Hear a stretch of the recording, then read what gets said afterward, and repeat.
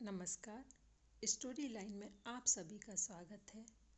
आज की कहानी गेहूं के 5 दाने। एक समय की बात है कि एक छोटे से गांव में अमरसेन नामक व्यक्ति रहता था।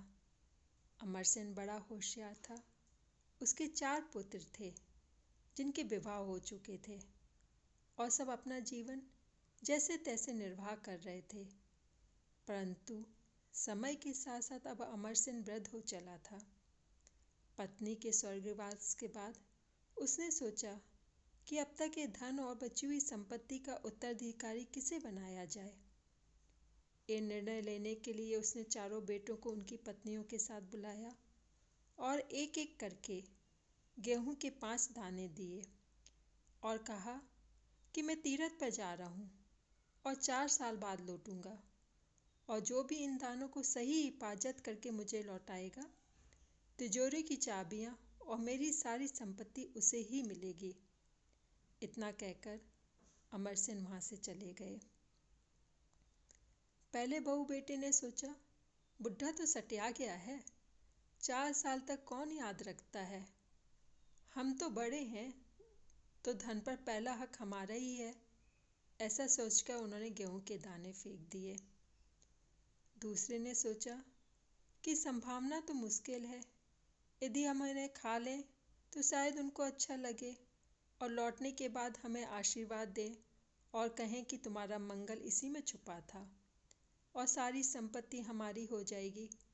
यह सोचकर उन्होंने 5 दाने खा लिए।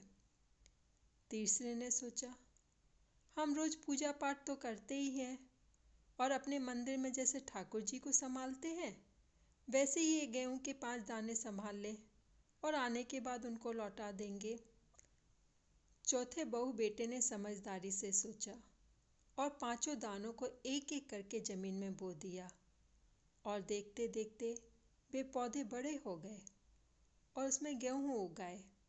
फिर उन्होंने उन गेहूं को फिर से बो दिया। इस तरह 5 दाने पहली साल 5 बोरी में, दूसरी साल 25 बोरी और इसी तरह 50 बोरियों में बदल गए। 4 साल बाद जब अमरसेन वापस आया तो सबकी कहानी सुनी, और जब वो चौथे बेटे बहू के पास गए तो बेटा बोला, पिताजी, आपने जो 5 दाने दिए थे अब वे गेहूं की 50 बोरियों में बदल चुके हैं। हमने उन्हें संभाल कर गोदाम में रख दिया है। उन पर आप ही का हक है।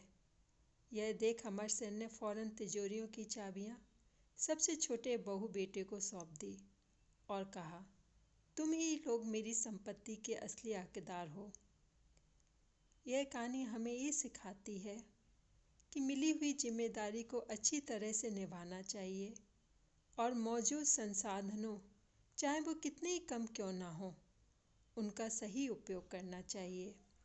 गेहूं के 5 दाने एक प्रतीक है जो समझाते हैं कि कैसे छोटी से छोटी शुरुआत करके उसे एक बड़ा रूप दिया जा सकता है।